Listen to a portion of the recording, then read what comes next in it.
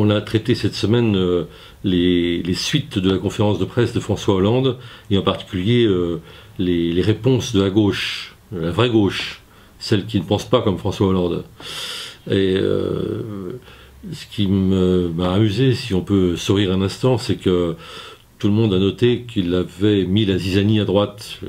Un changement de discours qui suscite l'embarras à droite. L'électrochoc des mots a été fait, il manque l'électrochoc des chiffres. Voici la nouvelle formule du jour de François Hollande, le tournant social-démocrate.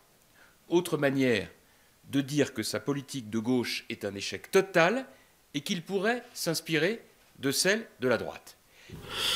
Dépêchons-nous d'en rire, je propose qu'on en rie rapidement parce qu'on risque d'en pleurer assez vite. C'est la zizanie parce que tout simplement les pauvres Fillon, les copés, ils leur piquent leur programme. Et puis ils leur piquent en plus leur fonds de commerce, qui est quand même la proximité idéologique avec le MEDEF. Alors tout ça, ça leur pose quand même des problèmes. Ce sont des problèmes tactiques. Et quand je dis dépêchons-nous d'en rire, c'est parce que je crois que le plus grave, c'est quand même ce qu'il fait à la gauche, bien entendu. Et là, c'est un péril existentiel. Il y a vraiment péril dans la demeure pour la gauche de la gauche, pour la gauche du Parti Socialiste. Alors les problèmes sont un peu différents. C'est qu'il y a ceux qui sont dans la majorité présidentielle, la gauche du PS, les Verts. Ceux-là, il les a traités avec un mépris total. Hein, quand il entame sa conférence de presse en faisant l'apologie de la production, il faut produire plus, une pensée totalement productiviste. On ne veut pas dire qu'ils respectent vraiment les écolos. Hein. Est-ce qu'ils vont avaler une couleuvre de plus? Bon, ils ne sont pas en situation de faire autrement avant les élections. En fait, Hollande joue là-dessus. Il s'est dit qu'il n'y a pas de problème puisqu'ils ont besoin du PS pour les élections. Quant à la gauche du PS, il les met également au pied du mur. Il annonce un vote de confiance au Parlement. Donc, soit ces gens vont voter pour une politique qu'ils détestent, en tout cas qu'ils critiquent, et dans ce cas-là, ils vont se décrédibiliser durablement, soit ils s'orientent vers une rupture. C'est pas pour l'instant ce qui semble être le plus probable. Alors, ce qui est paradoxal dans cette affaire, c'est que Hollande libère tout un espace sur sa gauche. Et en fait, il valide la stratégie autonome du Front de gauche et même du NPA.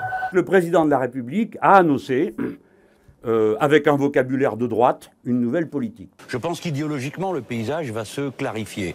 Il faut donc faire naître une opposition de gauche à la politique de François Hollande. La question qui se pose à ces gens, c'est vont-ils savoir répondre de façon audible dans l'opinion, et pas simplement par la résistance, c'est-à-dire le refus de la politique de Hollande. Ça, ils savent très bien faire, mais en faisant des propositions, c'est-à-dire des propositions qui commencent à incarner une alternative crédible dans l'opinion. C'est ça qui fait défaut pour l'instant, parce que toute cette gauche, elle est inaudible sur ce plan, de ce terrain des propositions. C'est d'ailleurs la force de la autoroute, de façon, sans adhérer à tout ce qu'il dit, mais du point de vue de la méthode, au moins, il propose des choses qui sont audibles, qui sont simples, qui sont brèves, et dont l'opinion peut se saisir.